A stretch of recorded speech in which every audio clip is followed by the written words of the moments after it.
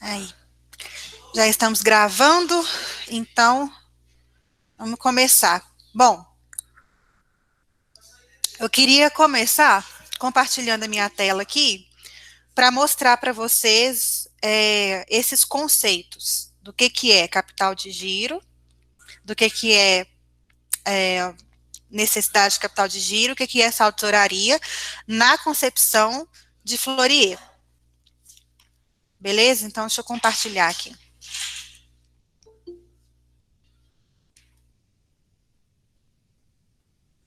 O material que está lá no grupo é esse daqui, né? Então, vocês, tá, a partir da página 20, tá? Aqui, ó. A gente vai ter essas páginas amarelas aqui que dão esses conceitos iniciais sobre o modelo do Fourier, tá? E aí, assim, a grande questão do modelo do Fourier é isso daqui, ó. No modelo dinâmico de capital de giro, no modelo dinâmico, o capital de giro, CDG, representa uma fonte permanente de fundos para a empresa com o propósito de financiar sua necessidade de capital de giro. Ou seja, o capital de giro, ele é calculado com base na diferença entre os recursos e os investimentos de longo prazo da empresa. Ou seja, passivo não circulante e ativo não circulante. Né? Então, aqui, ó, com base nesse conceito, capital de giro é calculado com a diferença entre o passivo não circulante, que é o passivo de longo prazo, mais o PL, e o ativo não circulante. Embora o resultado entre ativo circulante e passivo circulante e passivo não circulante e ativo não circulante seja o mesmo, a interpretação dele é que se torna diferente e mais fácil de ser analisada. Até aí, tudo bem? Então, a gente vai entender a partir de agora que capital de giro não é mais ativo circulante menos passivo circulante, e sim passivo não circulante menos ativo não circulante, tá? Que é isso daqui, né? Então, o que é o capital de giro? São contas permanentes ou não circulantes. Refletem a estratégia competitiva definida pela direção. São fontes de longo prazo que financiam a operação do negócio. Então, fontes de longo prazo, empréstimos, financiamentos, mais o PL, menos aquilo que já foi investido no ativo não circulante, que é a parte de imobilizado, investimentos de longo prazo, aplicações financeiras de longo prazo, etc, etc. Então, a diferença de passivo não circulante menos ativo não circulante é o capital de giro, ok? Então, anotem isso daí, né? Vocês devem estar com um caderninho de vocês, então anota isso para a gente poder não ficar com dúvida. Peraí que meu WhatsApp tá enchendo o saco aqui, peraí. Deixa eu mutar esse trem aqui, gente. Vamos lá. Tá certo? Gente, eu não tô vendo o chat, então deixa eu ver se, né, deixa eu voltar aqui para eu poder ver se vocês estão entendendo esse trem aqui, porque entender isso é fundamental, senão a gente não consegue nem avançar. Então me dão um ok aí no chat que vocês estão entendendo que capital de giro é passivo não circulante menos ativo não circulante, tá certo isso, né? Senão, se estiver entendendo, a gente volta e começa a falar disso de novo. Tudo que vocês não estiverem entendendo, por favor, sinalizem para mim no chat para que a gente consiga, assim, né, fazer realmente um acompanhamento mais calmo. Colocar todo mundo aí no mesmo lugar. Tá, o que o capital de giro faz? Ele é responsável por financiar a necessidade de capital de giro da empresa, ou seja, a operação da empresa. E aí a gente vem para o conceito dela. Necessidade de capital de giro são as contas que Fourier chama de cíclicas. Eu gosto de chamá-las de operacionais. O Sebrae também chama de contas operacionais. O que são essas contas operacionais? Na parte do ativo circulante, a gente vai ter cliente, estoque, e tudo aquilo que for referente, inerente à operação da empresa. E a necessidade de capital de giro, ele é calculada entre a, a diminuição desse ativo circulante menos o passivo circulante operacional, que são fornecedores, salários, impostos e outros, ou seja, tudo aquilo inerente à operação do negócio. Certo? Por que no conceito do Fourier, essas contas são chamadas de cíclicas? Elas são contas que renovam, né? Então, elas dependem do ciclo financeiro da empresa, ou seja, né, cliente, quando você, né, todo mês você realiza vendas, então a sua conta clientes, ela mais ou menos segue uma média ali de renovação. Né? A mesma coisa o estoque, todo mês você faz essa operação de comprar estoque, armazenar estoque e vender estoque, né? Então isso é cíclico, né? Renova a cada mês, renova a cada 10 dias, depende do ciclo financeiro da empresa. Então, todas as contas que renovam com uma frequência que é cíclica, né, que está ali dentro de um prazo que é definido, né, são contas operacionais. Já as contas erráticas ou financeiras da empresa, elas não são previsíveis dessa forma, né? Então, como que é a oscilação do caixa ao longo do mês? É imprevisível, né? Então, o caixa fica fazendo essas ondas, assim, né, sobe, desce, sobe, desce, sobe, desce, ou então desce, fica muito tempo ali, né, com o saldo baixo, depois entra uma venda grande e sobe. Então, não tem como a gente prever, não tem essa ciclicidade, essa renovação com prazo definido, né, calculável, previsível. Então, são contas que são chamadas de erráticas, né, ou seja, a sua variação é aleatória, a gente não consegue prever, né. Então, na parte do ativo circulante, são os caixas e equivalentes de caixa, né? Caixa, aplicação financeira de curto prazo e tal.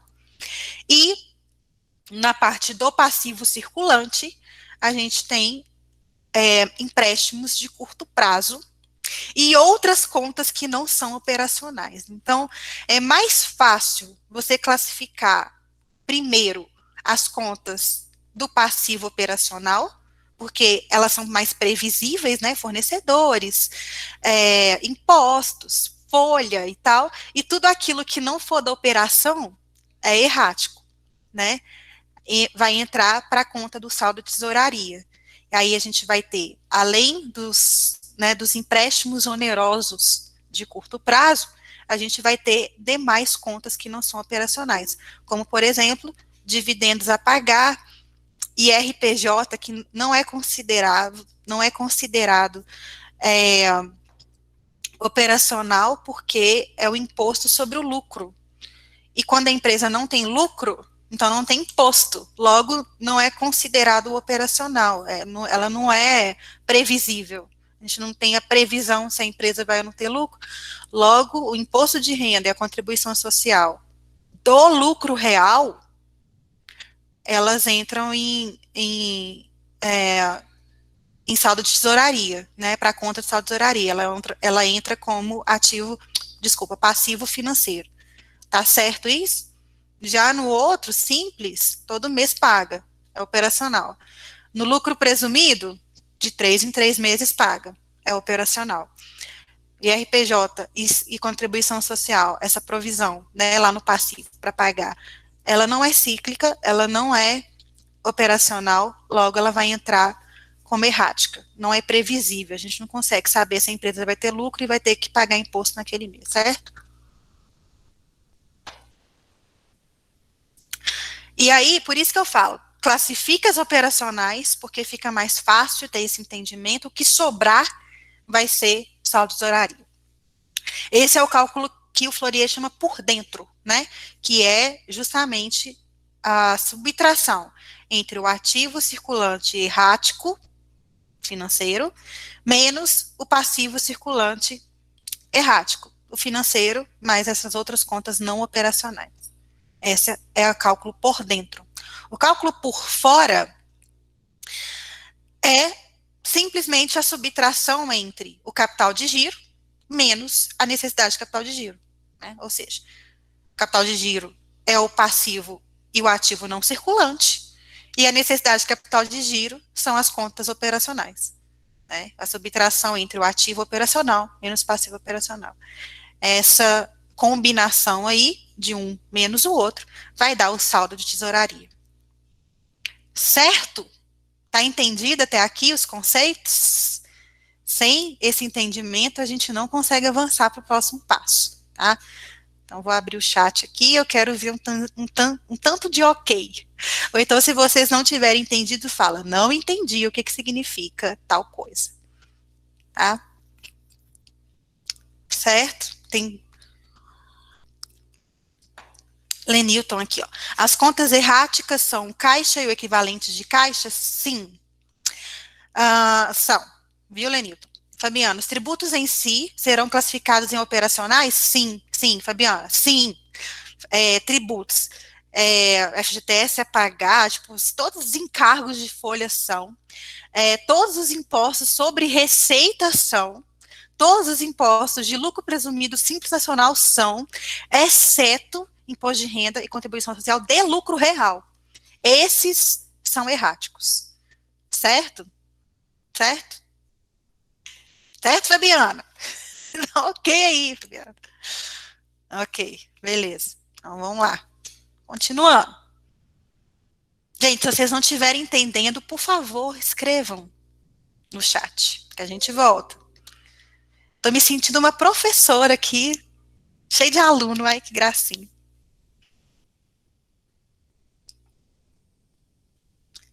Cadê, gente? Tá aqui. Bom, entendido esse ponto, agora nós vamos para os modelos de Fourier. Fourier tem 6 modelos. Qualquer empresa, deixa eu mostrar aqui para vocês. Aqui,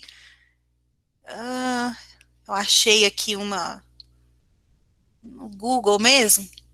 Esse quadro aqui, ó. Que mais ou menos resume aí os 6 modelos de Fourier, tá? Tem muitos artigos científicos sobre o modelo Fourier, então, assim, se vocês digitarem no Google, vocês vão achar muita coisa científica revisada de artigo que cita Fourier como referência, então isso é interessante porque né, é um modelo mais do que validado cientificamente, né, não é nada empírico, né, já são modelos, né, ele criou esse modelo em 1969, se eu não me engano, e desde então esse modelo dele tem sido revisto, revisado, citado em vários artigos, seja de contabilidade, seja de administração, então a gente tem mais do que comprovado aí a evidência científica desse modelo. Esses são 6 modelos, né, situação de 1 a 6, e aqui as posições, né, então, sendo que a situação 1 é a melhor condição que a gente tem de uma empresa, e a situação 6 é a pior. Isso, gente, foi modificado recentemente até, esse recentemente não é tão recentemente assim, é de 2004. Como o modelo que eu utilizo ali no meu e-book, ele é o original, publicado pelo Fourier, ele tem algumas divergências com relação a essa classificação aqui que foi refeita. Então, eu vou explicar aqui para vocês. Mas, assim, entendam que 1 é a melhor situação e 6 é a pior situação, ok? No e-book meu lá, a pior situação, ela é a 4, porque está no modelo original de Fourier. Ele fez uma bagunça com essas classificações aí na época, sabe? Sendo que ele colocou o tipo 4 como sendo o pior tipo.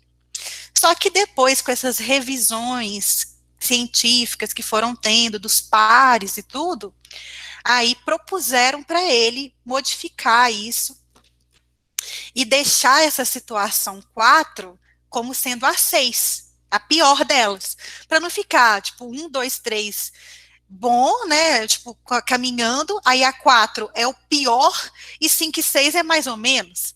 Então, para não ficar essa confusão de tipagem, né? É, eles sugeriram para que Fourier mudasse isso. Então, o que eu vou mostrar para vocês, o tipo 4 como sendo o pior, na classificação atual, esse já está enquadrado como tipo 6, o pior, tá? Então considerem essa tabela aqui como sendo a atual. Eu vou compartilhar aqui no chat.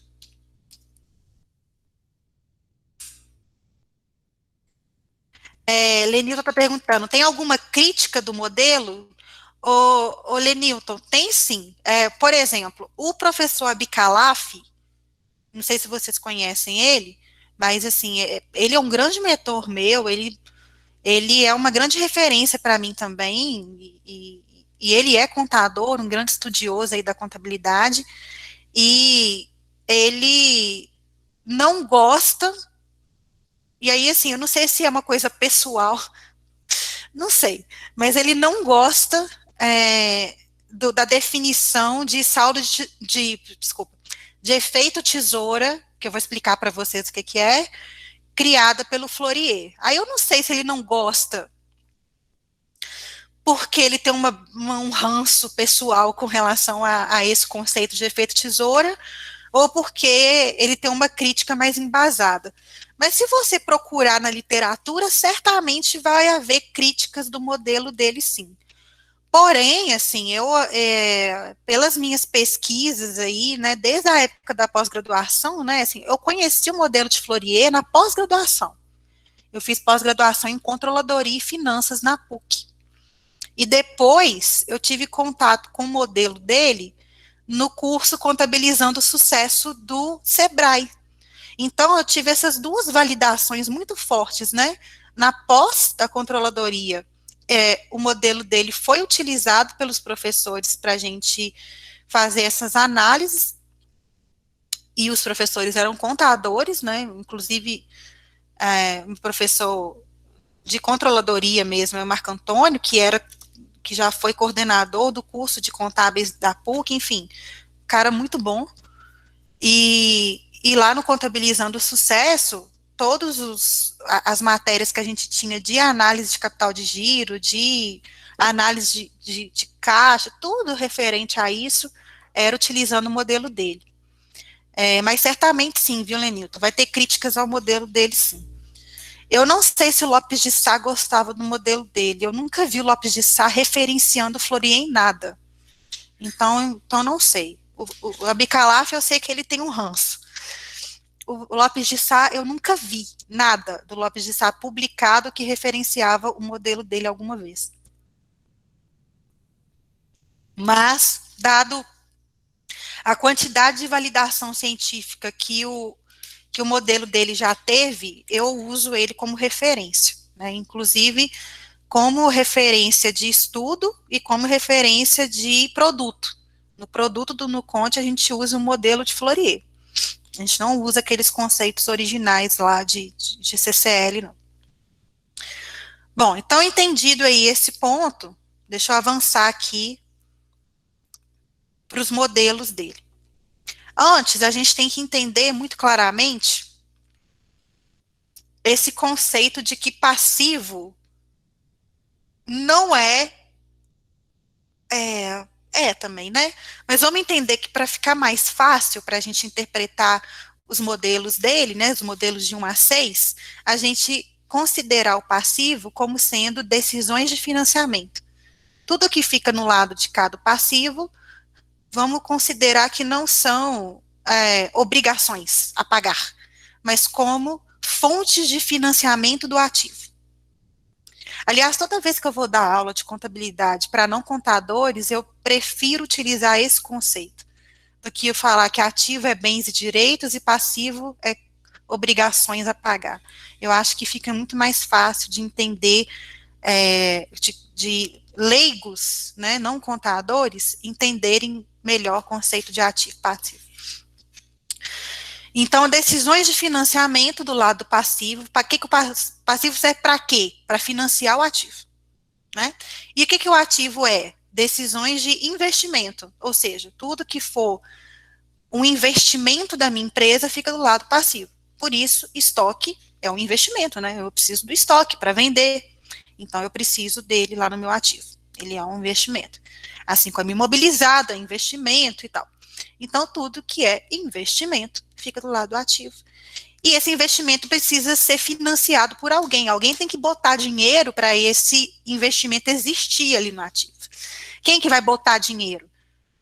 São as decisões de financiamento, né? É o passivo. Sendo que esse passivo vai ser recursos de terceiros, onerosos e não onerosos, e recursos próprios, que estão lá no PL, né?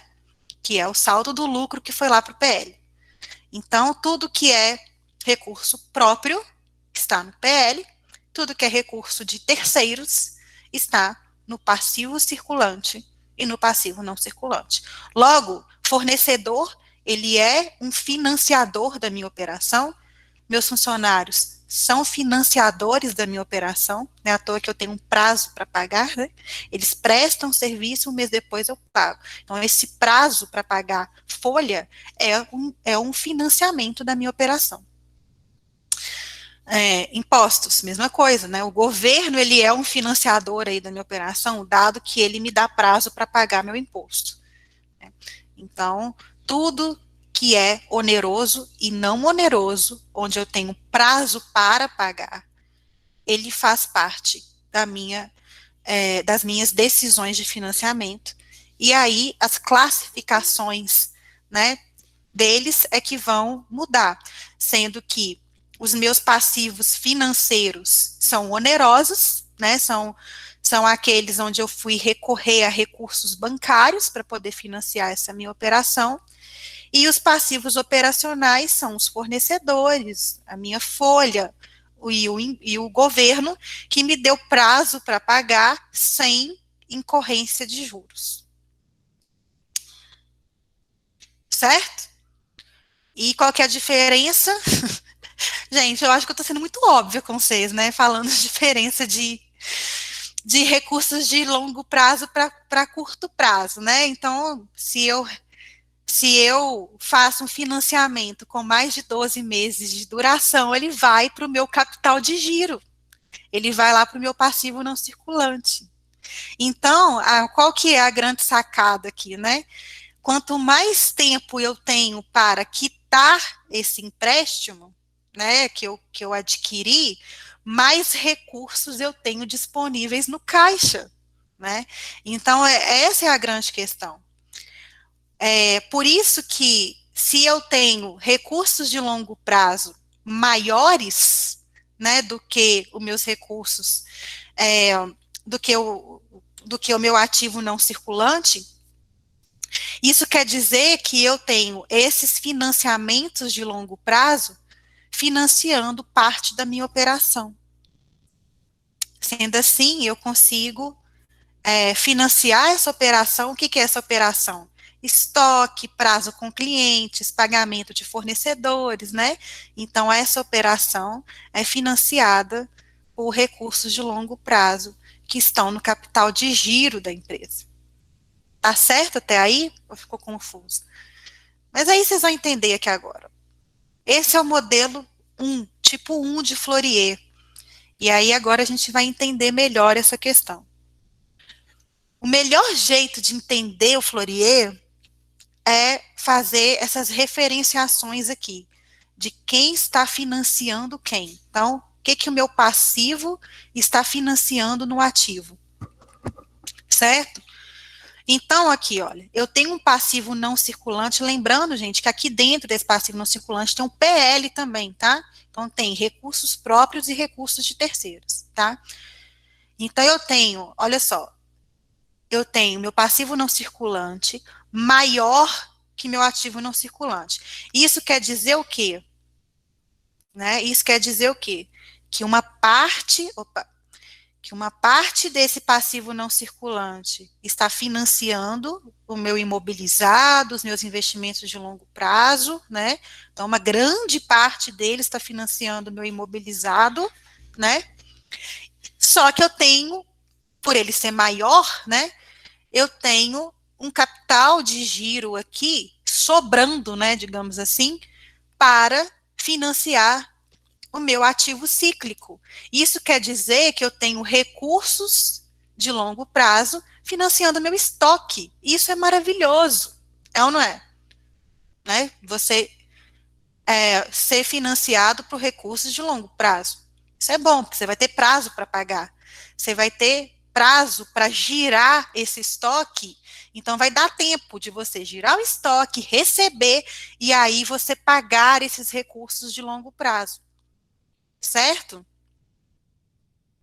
Então, aqui a gente tem uma situação confortável. Toda vez que meu capital de giro for positivo, maior que zero, eu vou ter essa situação do meu recursos de longo prazo financiando uma parte da minha operação.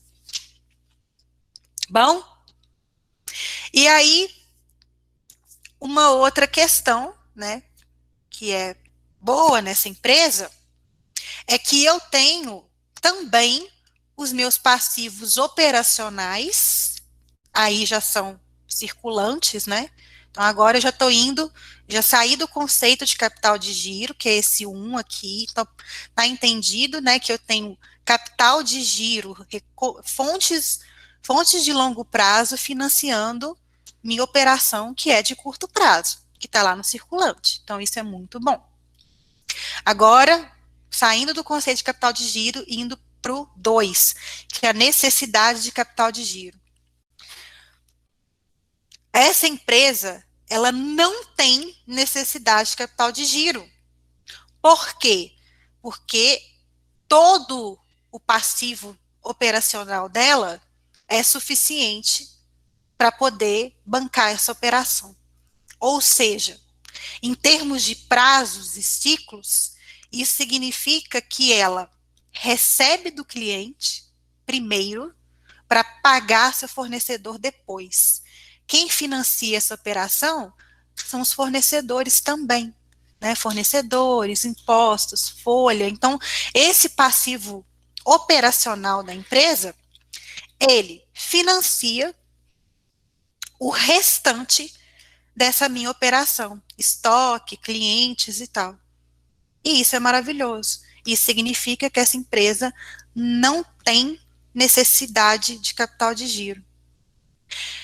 Ela tem necessidade de capital de giro negativa. Isso significa que ela tem de fontes operacionais, né, lá no passivo, financiando a sua operação. Certo? Ela tem capital de giro sobrando, mas ela nem precisa dele. Olha que maravilha. Tá? É uma situação que é considerada excelente. Então, mesmo se ela tivesse um capital de giro negativo nessa situação, mas ela tivesse uma necessidade também negativa, tudo bem, isso não iria prejudicar a continuidade dessa operação. A gente vai ver esse caso aqui também. Quando esse é negativo, né, quando o capital de giro é negativo e quando a necessidade de capital de giro é negativa também, a gente vai ter um saldo de tesouraria positivo, né, olha só, que curioso, mas enfim. Continuando aqui na situação excelente. Vocês entenderam, né, então, que eu tenho fornecedores, impostos, tributos, folha, financiando esse meu ativo aqui, que é meu estoque, que é meu cliente. Qual que é essa situação aqui, gente?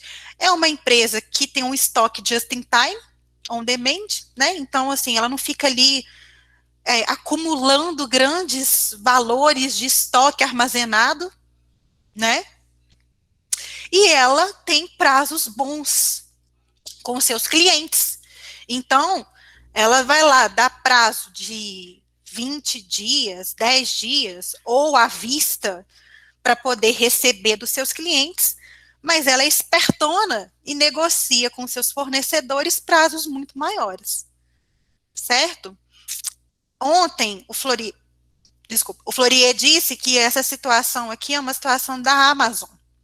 A Amazon, ela mantém essa geração de caixa, né, que a gente vê até aqui, né, um ativo circulante financeiro errático muito alto, porque ela consegue fazer geração de caixa a partir dessa operação aqui. Certo? A gente tem aqui também, eu achei aqui na internet, um negócio que fala aqui, ó, isso aqui, ó.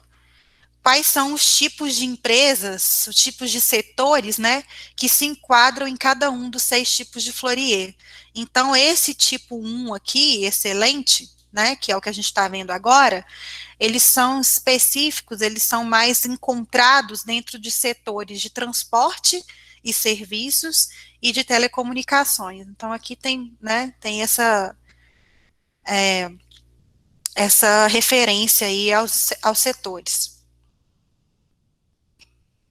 E por último, né, como a gente tem esse passivo operacional, uma parte dele está financiando esse ativo operacional, ou seja, eu tenho mais prazo para pagar fornecedores do que para receber dos meus clientes, e isso vai provocar uma geração de caixa, né? Então, que é esse 3 aqui, ó.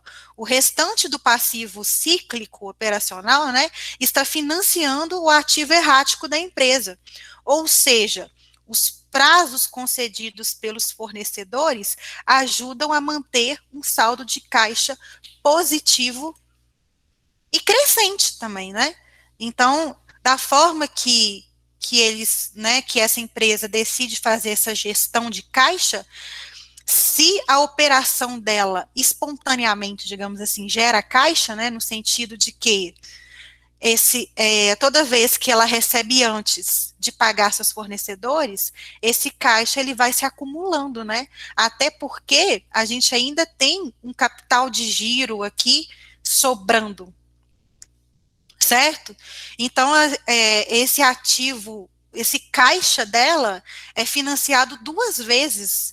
Uma vez pelo capital de giro da empresa, ou seja, lucros acumulados ali que vão, né, que podem ir diretamente para o caixa, porque a gente já viu aqui que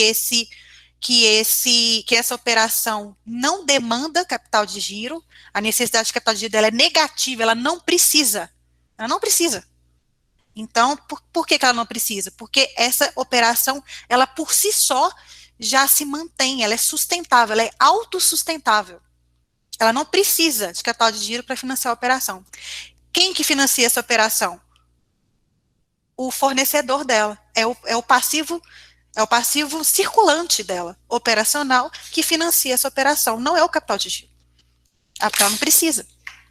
Então, ela tem uma parte desse capital de giro que vai direto para o caixa, lucro, né? Vai direto para o caixa, não vai para a operação, e ela tem também essa boa gestão de prazos que ela faz, recebe antes, paga depois, que faz esse caixa dela ter saldo positivo e crescente. Ok? Só não é crescente se ela pegar esse saldo de caixa e investir em outras coisas, né? Investir em outras empresas, investir mais em não circulante, né, em imobilizado e tal. Mas se ela decidir manter esse caixa ali, ele vai ficar sempre aumentando. Tá certo até aqui? Ficou mais claro esses conceitos? Então, deixa eu vir aqui. Certo?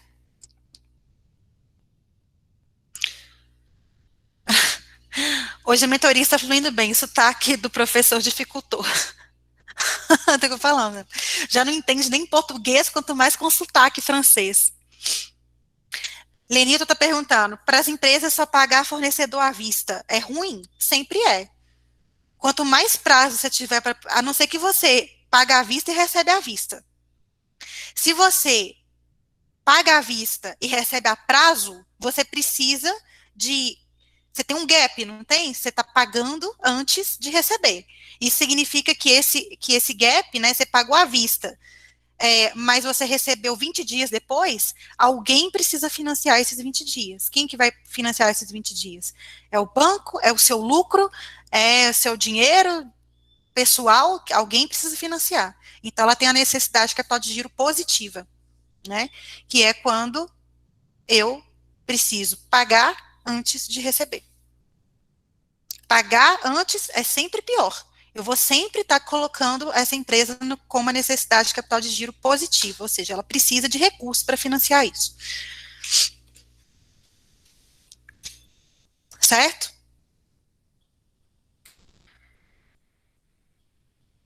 Então, vamos lá.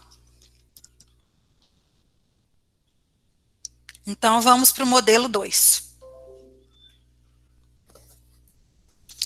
Essa situação do modelo do tipo 2, né, de Fourier, ela é uma situação onde tudo é positivo, né? A necessidade é positiva, o capital de giro é positivo, o saldo de tesouraria também é positivo. Essa é uma situação financeira considerada sólida. E esse é o padrão da grande maioria das empresas brasileiras.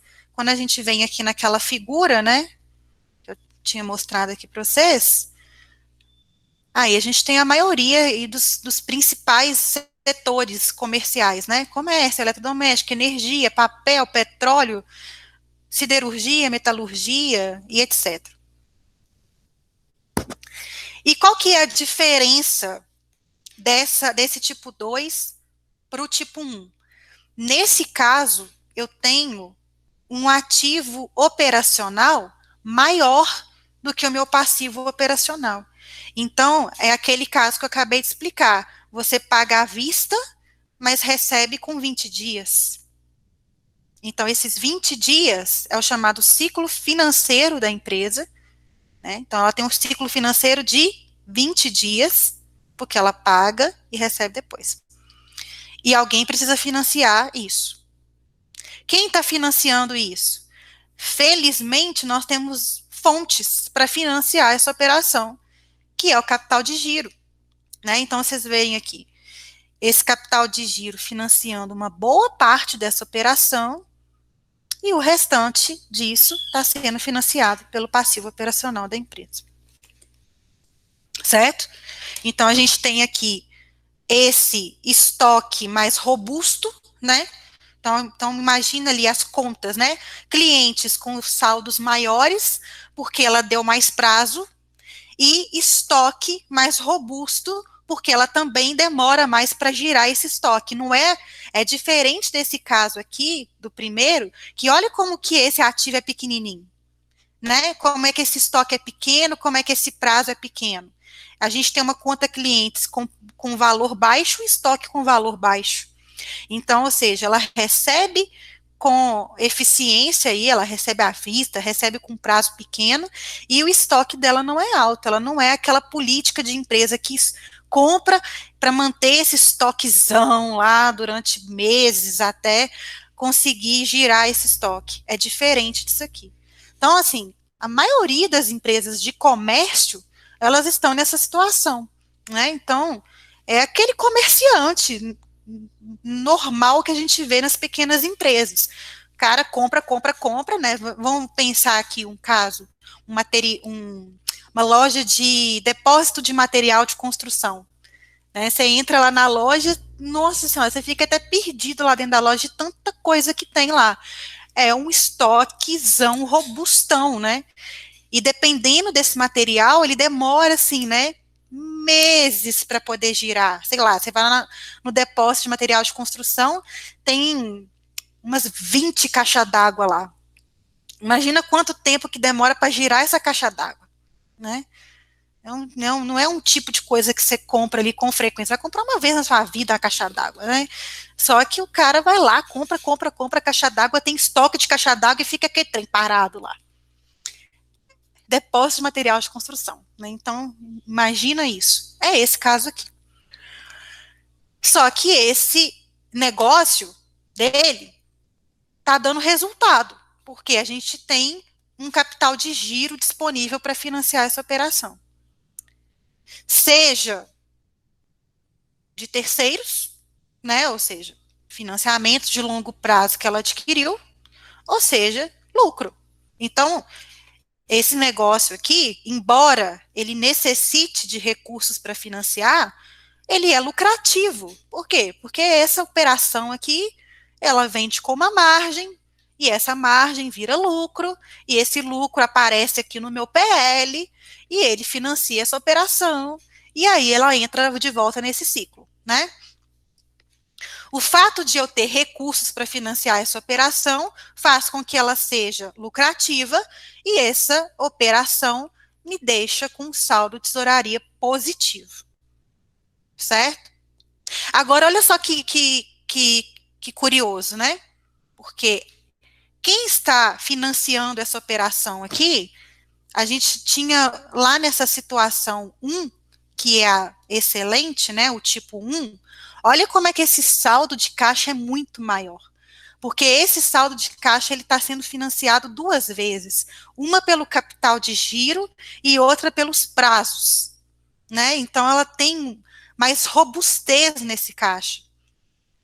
Já no tipo 2, o meu saldo de caixa, ele fica ali, sabe? Andando ali na beirada. Porque uma coisinha que der errado aqui, meu filho, o negócio pau quebra.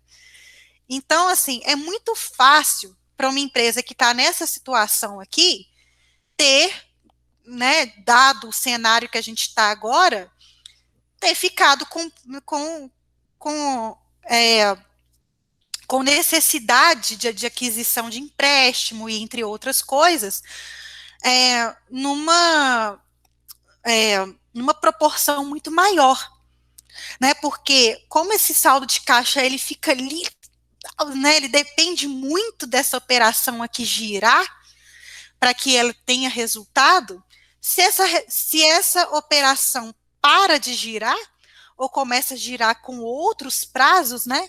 No caso, dado a pandemia, pensa lá no material, no depósito de material de construção. Pô, velho, o cara fechou as portas.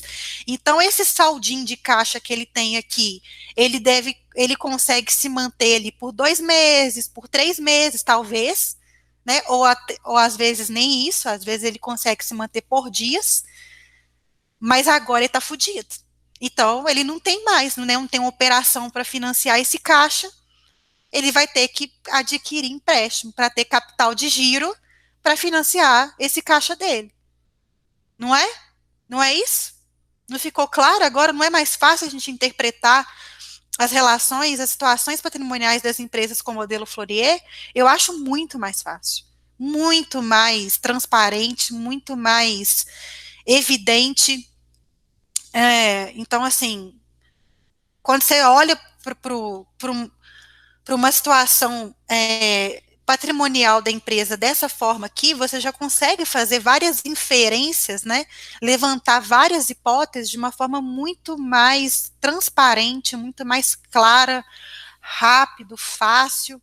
Eu já estudo o modelo de Fourier já tem bastante tempo, né? Então, assim, talvez não esteja assim tão transparente para vocês que estão tendo contato com esse modelo pela primeira vez, mas vocês podem se debruçar aí nesse material que eu mandei para vocês, né, que está lá no grupo, e também naquele site do modelo Fourier que eu coloquei lá na mentoria de ontem, porque lá tem tudo, tem todos os conceitos mais básicos até os conceitos mais avançados, então vale muito a pena vocês se debruçarem no material que o próprio Fourier criou, tá?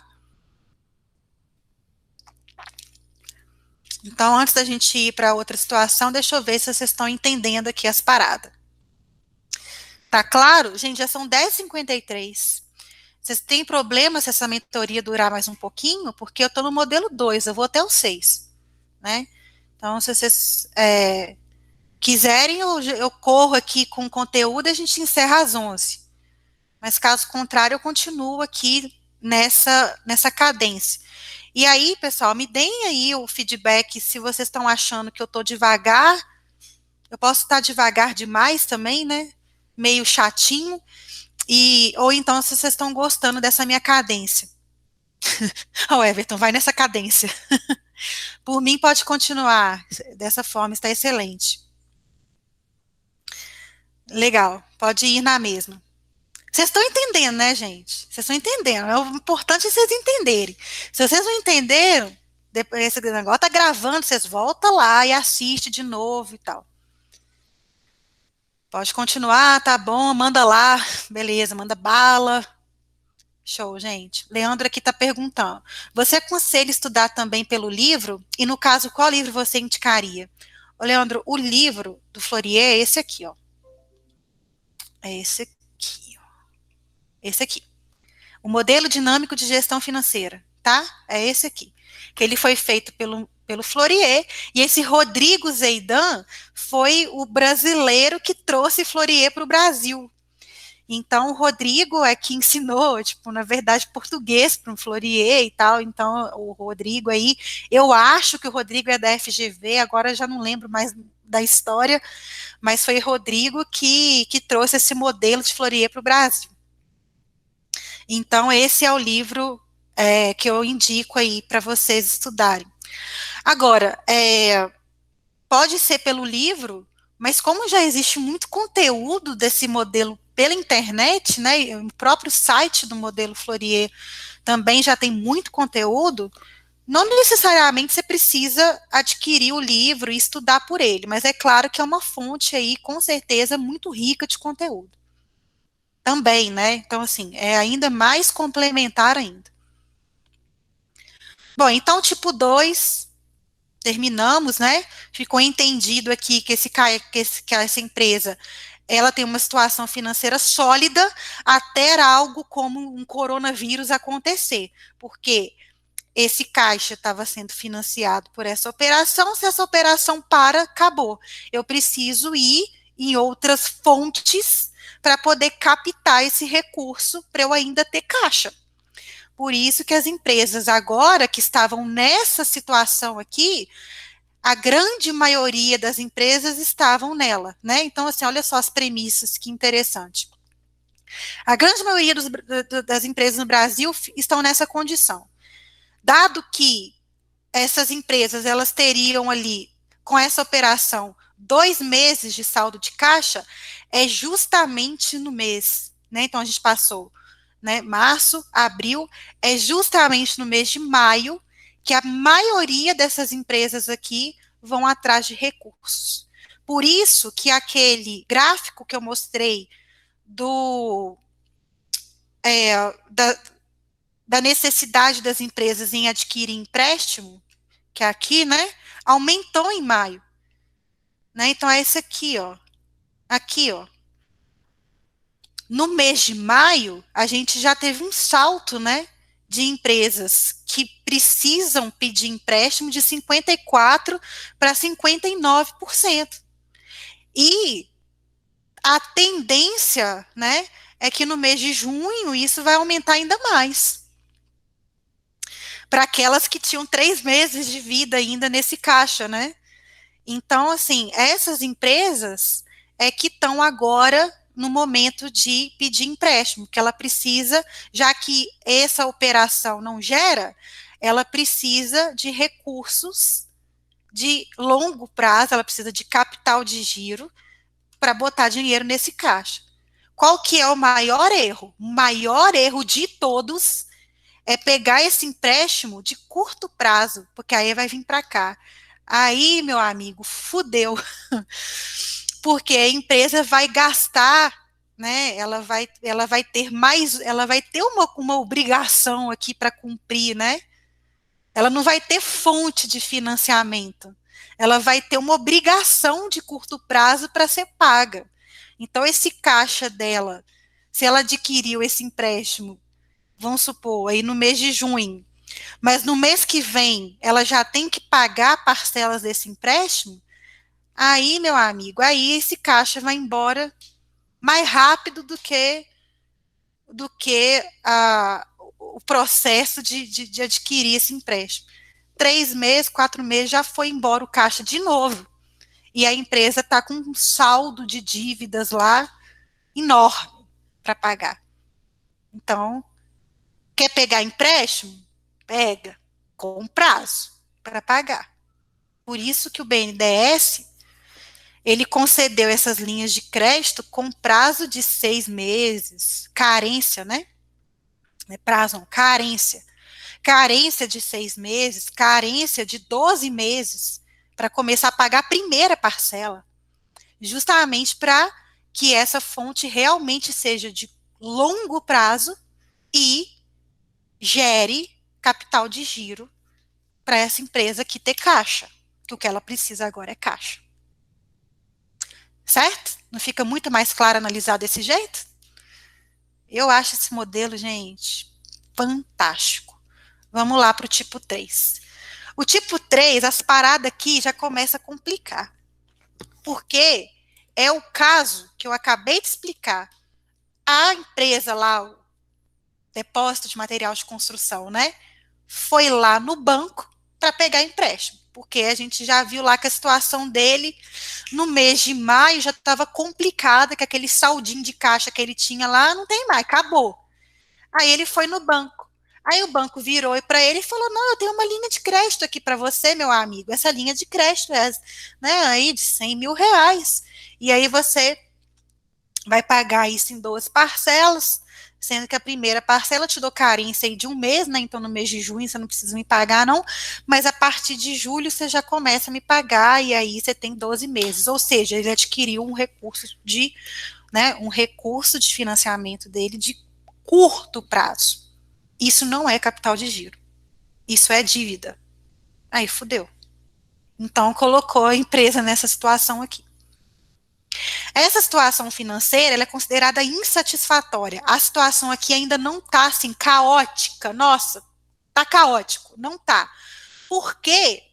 Porque eu ainda tenho alguma coisa dessa operação aí dando alguma entrada, né? Um lucro remanescente aí de vendas anteriores, né? Então eu ainda tenho um capital de giro aqui, tá vendo? Tem esse tiquinho de capital de giro aqui disponível, né? Ou então é o caso, não, ele pegou o empréstimo, mas não com 12 meses, mas de 15 meses, né? Então, uma parte desse empréstimo entrou ali no capital de giro. Aí, essas 3 parcelas, né, de longo prazo aí, é que deu o restante de capital de giro para essa empresa, né? Os 12 não, os 12 estão lá em dívida, né? Estão lá no passivo de curto prazo. Então, ela pegou, né, um empréstimo aí com mais prazo, né, tipo 15 meses, 20 meses e tal, e aí parte disso, de fato, se tornou capital de giro, ou então ela tem uma operação remanescente ali, né, no caso, vamos supor, esse material de construção está ali funcionando, né, daquele jeito, né, meia porta, né, com aquelas restrições de entrada, parará, pororô, então ela não fechou totalmente ali a operação. Então, essa operação ainda está gerando ali um capital de giro, né? Um lucrinho ali que está vindo dessa operação. Certo? Essa situação financeira aqui, então, é o caso do cara que pegou um empréstimo. E aí, quais são as opções que a gente tem aqui agora? Esse que é o problema do tipo 3, porque o tipo 3, ele está no limbo. Ou ele melhora, e aí ele vem para essa situação aqui, né? Esse né, esse empréstimo que ela pegou de curto prazo, ela realmente conseguiu usar ele para financiar essa operação, porque está financiando, né, gente? Não está deixando de financiar, não. Né? Assim, isso aqui ainda financia isso aqui.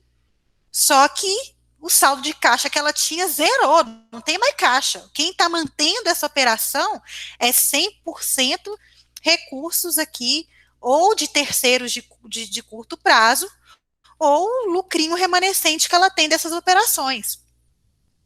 Ela não tem caixa mais, não. Não tem caixa. Acabou caixa. Zerou caixa. Não tem caixa. Ela já tem um saldo de tesouraria negativo. Ou seja, se isso aqui parar por completo, ela vai entrar para a situação de insolvência, que é a situação do tipo 4. Ou seja, se esse negócio aqui der pau, ela vem para cá. Se ela conseguir, com esse empréstimo, girar a operação, realmente usar esse recurso aqui para financiar essa operação, ela vai para o tipo 2. Então, ela está no limbo, ela está na corda bamba. Ou ela vira insolvente, ou ela realmente consegue se consolidar ali com esse empréstimo que ela adquiriu. Certo? Tipo 3 é a corda bamba. Tá, então vamos ferrar com a situação dessa empresa. Beleza, pegou o empréstimo lá de 15 meses. E aí, o que ele fez? Ele foi lá e comprou mais estoque, né? Porque não, eu peguei o empréstimo aqui, eu vou aumentar ainda mais esse meu estoque, né? Que já não está girando, mas eu preciso, né? Comprar para vender. E aí ele foi lá e comprou mais trem. E ele comprou mais coisa, aumentou ainda mais esse estoque e eu cheguei na situação de pré-insolvência da empresa. O que é uma pré-insolvência? É quando não existem mais recursos para financiar essa operação. Então, a gente vê aqui que a gente ainda tinha um capital de giro, né, de longo prazo, para financiar uma parte dessa operação, e isso era bom, né?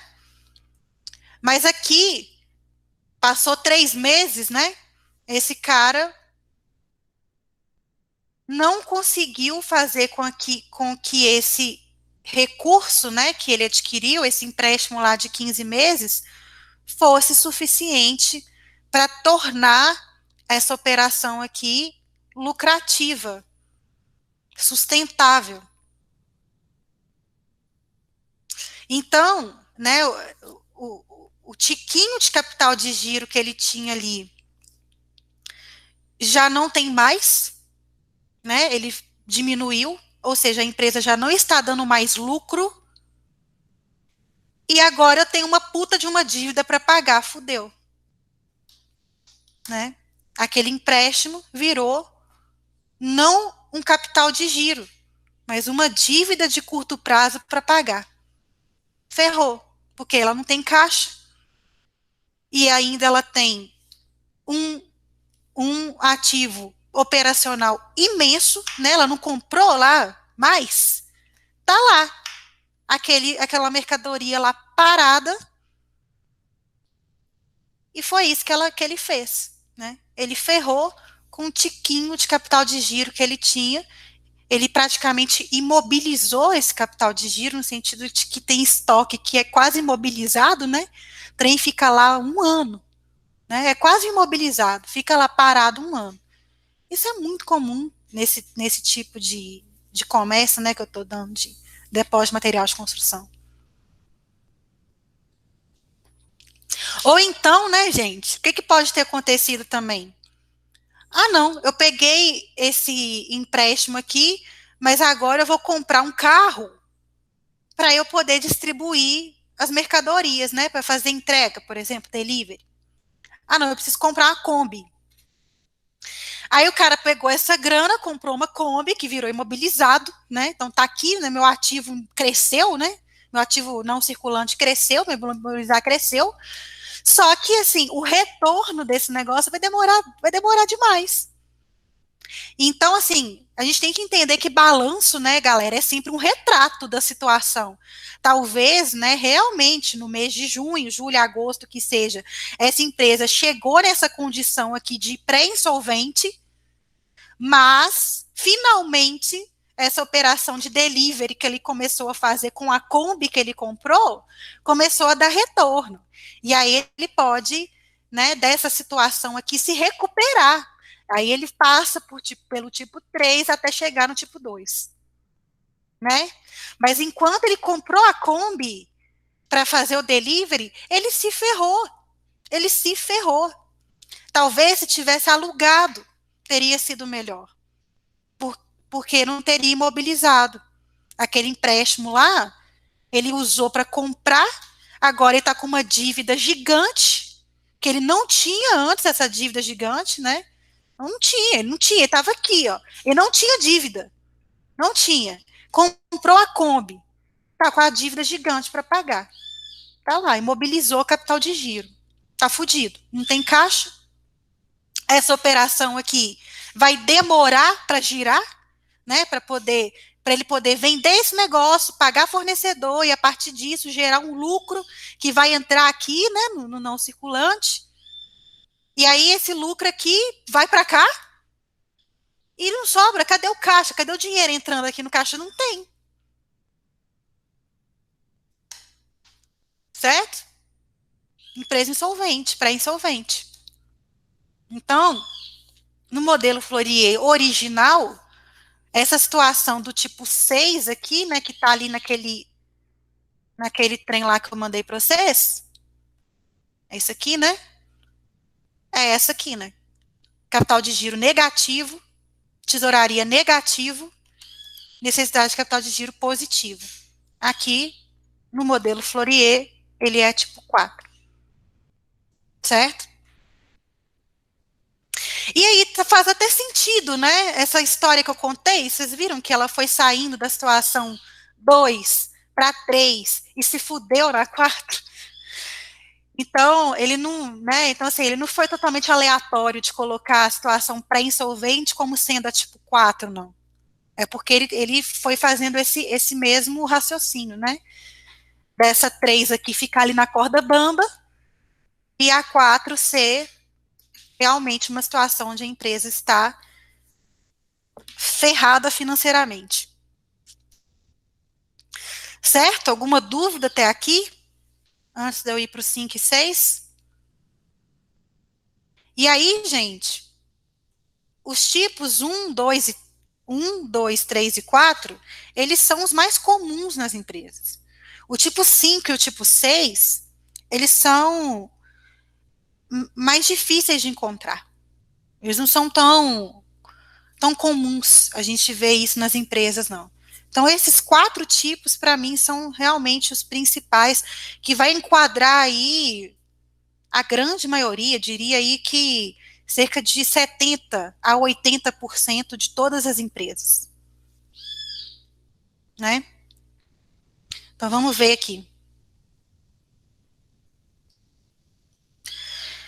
Ah,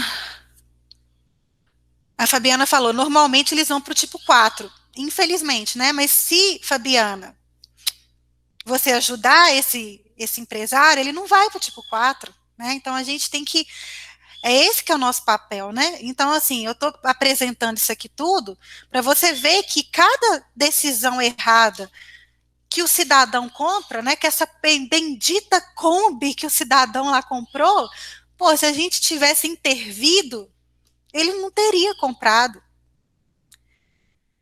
A Fabiana está falando, duro é eles nos ouvirem. Pois é, Fabiana, essa responsabilidade é sua, sabe?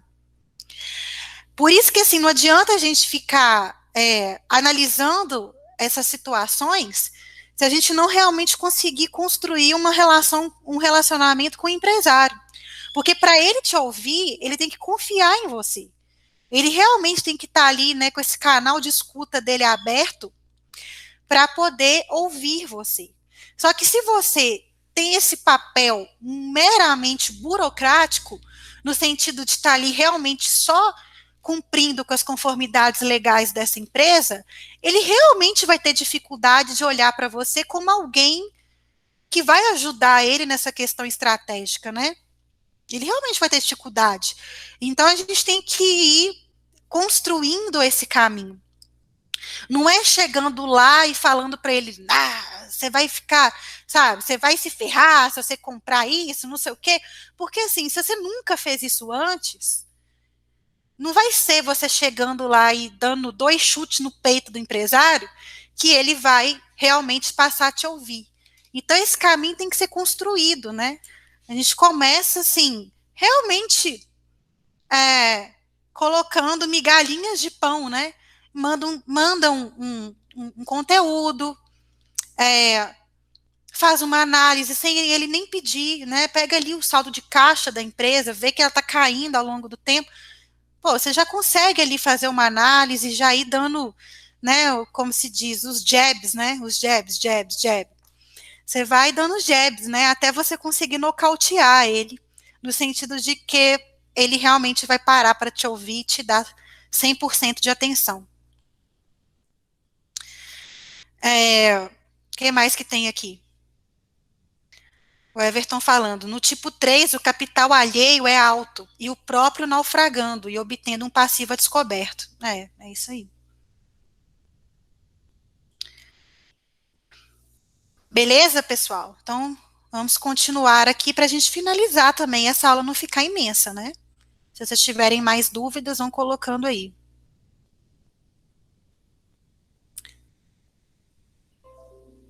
Vamos continuar aqui, então. Indo para a situação 5 e 6, a gente finaliza, né? E aí depois, se vocês quiserem, a gente pode continuar, e isso eu falo nos próximos. Nas próximas mentorias, a gente continua a destrinchar aqui esse conteúdo, né? E aqui eu estou falando de insolvência financeira, mas tem undertrading, overtrading, excesso de endividamento. O excesso de endividamento a gente já falou sobre ele, né? Mas a gente pode falar, continuar falando, até vocês ficarem de saco cheio já. Bom, então, tipo 5 é uma situação considerada grave, né? A empresa, o tipo 5 é que a empresa não está insolvente, mas ela está muito arriscada, né? Aqui, ó. Então, aqui, esse primeiro parágrafo já explica que, ó, essa empresa está numa situação grave e só não é pré-insolvente, né? Ou seja, está no tipo 4 aqui, ó, porque sua NCG é negativa, ou seja, ela possui um ciclo financeiro também negativo. Então, é o caso, ela não tem capital de giro, né? Não tem, porque ela tem um ativo, né? Ela tem imobilizado robusto aqui, ou seja, todo esse capital de giro está imobilizado aqui. Só que ela tem uma NCG negativa, ou seja, essa operação aqui não precisa de capital de giro. Então, beleza. Sabe? Essa operação, pelo menos, ela consegue se financiar. Né? Mas ainda assim, a gente tem o saldo de tesouraria negativo, porque o fato de ela não ter recursos, né? Aqui a gente tem todo o passivo operacional dela financiando esse ativo. E temos ainda um passivo financeiro aí, né, um resquício de empréstimo aí também, que ela pode, porventura, ter adquirido, também para poder financiar essa questão. Ou seja, a empresa não tem caixa, mas ela pode ser que tenha, fazendo essa operação aqui, talvez girar ainda mais rápido. Porque assim, ela não precisa desse caixa para financiar essa operação aqui, porque ela já se autossustenta, né? Ela não precisa tirar dinheiro disponível ali naquele momento, né? Disponibilidade, de arrancar dinheiro do caixa para poder comprar estoque. Não, não precisa, porque quem faz isso é o prazo que ela tem com fornecedores. Então, ela consegue se manter, essa operação se mantém. Só que, como ela tem resquícios de empréstimo ali, né, ela pegou aquele bendito empréstimo que ela não deveria, talvez, nem ter pego, mas pegou, então esse caixa que ela tem está sendo usado para poder pagar aquilo que não é operacional. Né? Então, o que não é operacional, esse caixa aqui está pagando. Certo?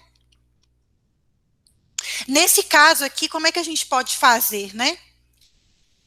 Uma das possibilidades, renegociar esse empréstimo aqui, pelo amor de Deus, meu filho, me dá mais carência, porque tá osso, né? E aí, se ele consegue fazer essa negociação aqui com esse banco, aí ela vai jogar aqui para o não circulante. Então, ela pode sair dessa situação do tipo 5 para uma situação de tipo 2, por exemplo, né? Negociou esse trem aqui, passou para cá e beleza, conseguiu ali manter a sua operação e o seu caixa, certo? Passou daqui para cá, negocia com o banco. Essa aqui é a melhor dica que podemos dar para essa empresa que está nessa situação. Nada operacional, porque essa operação dela aqui já está boa, ela já se mantém, né? Uma forma, né, uma outra forma que ela pode fazer, já que essa operação dela aqui está boa, é aumentar essa margem. Porque essa margem depois, né, vai entrar lá na DRE, vai virar lucro, vai entrar aqui, no PL. Não é isso? Aumentar a margem. Já que vender aí, né, já que financiar essa operação aí não está sendo um grande problema. Ela pode aumentar a margem. Ou ela pode, e aí assim, né, aumentar a margem tem que virar capital de giro, para esse capital de giro crescer, pagar essa Kombi aqui fodida que ele comprou, para depois sobrar esse dinheiro para o caixa. E aí é a grande sacada que o Florier deu ontem, que eu achei fantástico isso. Ele disse, cara, você tem ativo lá, estoque. É melhor você. Ou então você tem lá dívida lá com. Dívida não. Você tem lá prazo com o cliente. Né? É melhor você vender esse estoque à vista, né? Ou seja, sem dar prazo para o cliente, e receber pelo valor que você comprou, ou seja, sem margem, porque esse dinheiro não vai passar pela DRE, e entrar aqui no lucro e pagar a Kombi para depois virar caixa.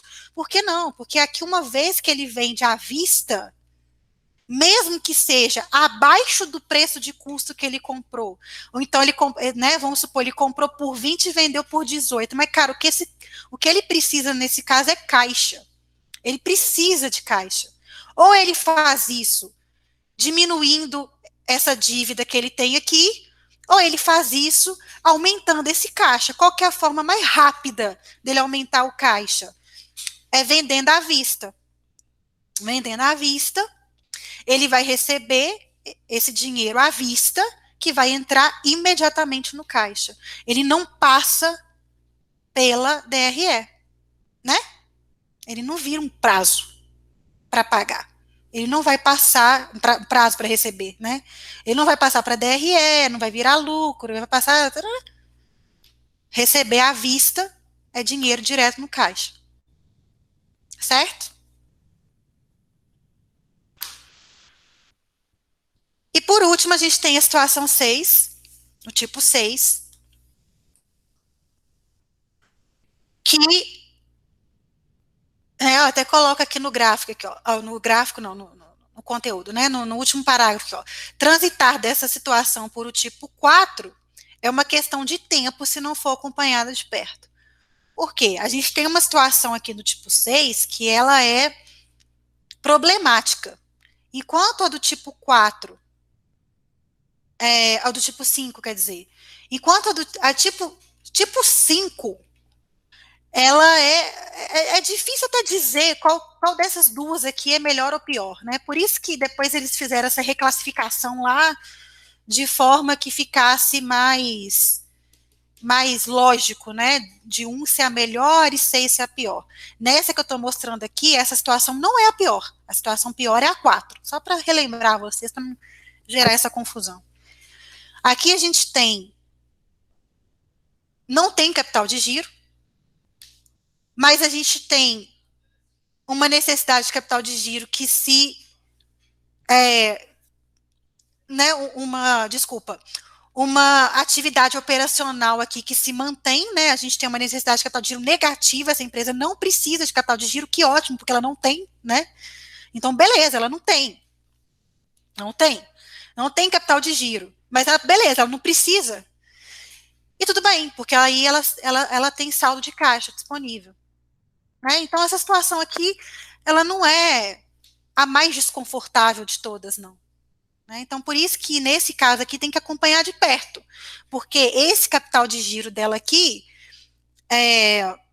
já é pequeno, né? Tem né, um pedacinho aqui. Aliás, ela não tem, né? Desculpa, ela não tem capital de giro. Essa necessidade de capital de giro, ela é negativa, mas ela pode se reverter, né? Ela pode de negativa virar positiva, se ele não cuidar desses prazos aqui. Por que essa necessidade é negativa? Porque aqui ela recebe antes de pagar. Por isso, a necessidade de capital de giro é negativa. Ela gira o estoque rápido, pode ser que ela não mantenha ali muito estoque, então ela gira esse estoque rápido, ela recebe dos seus clientes antes e paga seus fornecedores depois. Então, o que que mantém esse caixa aqui? É essa operação. Então, essa operação autossustentável é que mantém esse caixa aqui funcionando. A empresa pode viver a vida assim? Pode. Uma empresa pode perfeitamente viver uma vida assim. Depende muito do sócio, né? De quem está ali à frente da empresa, porque a gente vê aqui que quem realmente financia essa operação, que financia essa empresa, são terceiros, não é financiamento próprio. Quem mantém essa operação não é capital de giro, né? E nem recursos de longo prazo. Então, não é o lucro da empresa que está aqui, né? Não é. Isso aqui, esse saldo de caixa, ele se mantém não é pelo lucro, porque a gente já viu que não tem lucro aqui. Se tiver, ele está indo para pagar a Kombi, né? E quem mantém esse caixa ativo são os prazos. É a gestão de prazo. Mas vai que o principal fornecedor dele, que antes da pandemia dava prazo, mas pós-pandemia, velho, sabe aquele prazo lá? Nós vamos ter que renegociar. Não vai dar para te dar 60 dias que eu te dava, né? Você é meu parceirão aí de longas datas. Te dei prazo a vida toda, meu amigo, mas o pau aqui quebrou. Então não consigo te dar prazo mais. E aí, esse cara se fudeu, né? Então é muito arriscado, né? Por isso que essa situação ela é de risco. Porque se um fornecedor desses cisma de não dar mais prazo, ou ele quebra, né? Ele vai ter que arrumar outro fornecedor, e esse outro fornecedor não é tão camarada amigão quanto aquele, né, a situação dele aqui realmente se torna bastante complicada. Né? Então, lá na nossa historinha lá do, do amigo do depósito de material de construção, que comprou a Kombi e que se mantinha com o parceirão dele, fornecedor lá, que fornecia as caixas d'água dele com prazo para Dedéu.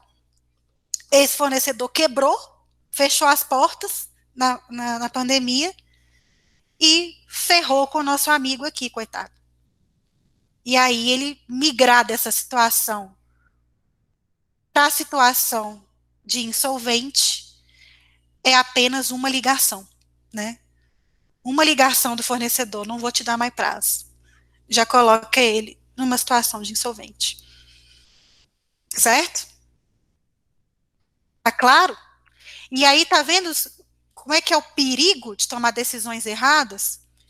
Qualquer decisão aqui, né, nessas empresas, nessas estruturas de balanço, migra de um para o outro, né? Então, do tipo 2, que é uma situação confortável, sair para o tipo 3, é uma decisão errada aqui que aconteceu. Pegou empréstimo. Pegou empréstimo de curto prazo, fudeu, foi para o tipo 3. Aqui, não tem mais dinheiro para pagar, fudeu, foi para o tipo 4. Então, assim, são pequenas coisas, né? E que acontecem num curto período de tempo, dado a crise que a gente está vivendo, que pode colocar tudo a perder numa empresa. Por isso que essa proximidade nossa com as empresas é fundamental. E aí eu pergunto para vocês, né, gente? Deixa eu parar de apresentar aqui. E aí eu pergunto para vocês, vocês acham que o dono lá do depósito de material de construção, ele sabe disso? Vocês acham que ele sabe? Ele tem essa consciência na parte de tomada de decisão? Sabe nada, né? Não sabe. Claro que não, não sabe nada. Esse cara, velho, tá lá, desesperado. E se ninguém falar isso para ele, ele vai comprar a Kombi. Então pensa no seu cliente aí agora que está prestes a comprar a Kombi. É para ele que você tem que ligar, porque ele está desesperado, não tem mais caixa. Aí ele quer pegar o empréstimo para poder comprar a Kombi, para poder fazer delivery. Vai dar errado, velho. A chance de dar errado é muito grande. Então, ele tem que pensar o seguinte: se ele for para pegar empréstimo, que seja de longo prazo, que seja com carência e que seja para botar dinheiro no caixa o mais rápido possível. Tem estoque? Meu amigo, você não vai pegar empréstimo para comprar mais. Você vai pegar empréstimo para manter esse caixa seu aí operacionalizando, né? Para manter esse caixa aí. Senão, vai ser outro problema que nós vamos arrumar. Ele vai comprar mais. Pô, tá. Você já tem um estoque aí, meu amigo. Pega esse estoque e vende. Ah, mas aqui não tem saída. Esse estoque. Não, então diminui o preço. Vende abaixo do preço de custo, se for necessário. Você precisa de caixa nesse momento. Gente, 100% das empresas em situação de crise precisa de robustez no caixa. Então, todas as ações têm que ser para gerar caixa. Empréstimo é para gerar caixa, não é para imobilizar e nem para comprar estoque. Vender estoque é para gerar caixa, não é para ganhar margem e virar lucro e demorar tempão, né? Porque esse lucro ele pode já estar imobilizado lá no não circulante, né? No ativo não circulante. Então, não é para dar lucro, é para gerar caixa.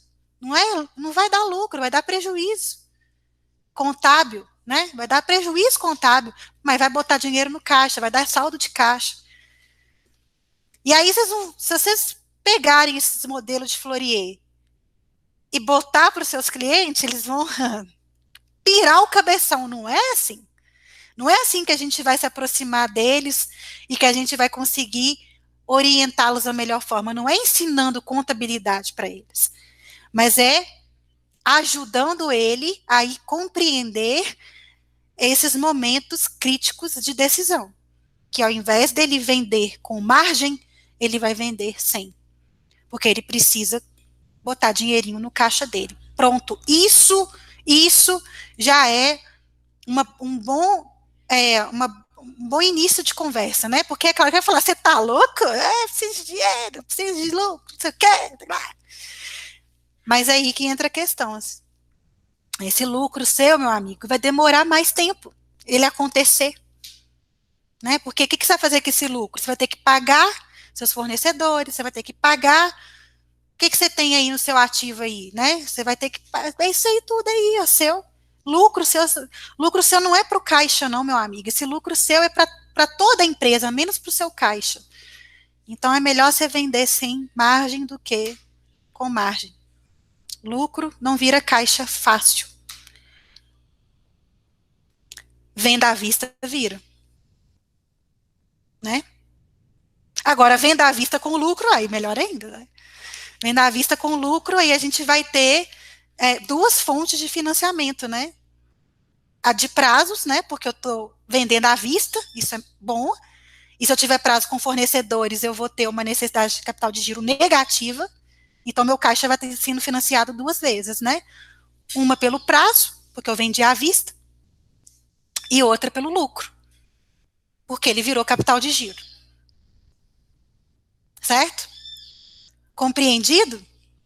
Agora, numa situação onde a empresa, se a empresa estiver vendendo bem, não, estou vendendo bem, tá de boa aqui e tal, então aumenta essa margem, meu amigo. Se o seu problema não é venda, então aumentar a margem ali para ter mais capital de giro, aí tudo bem, aí pode aumentar a margem, pode aumentar aí, aumentar a margem sua, pode aumentar até o preço de venda, já que isso não é o problema.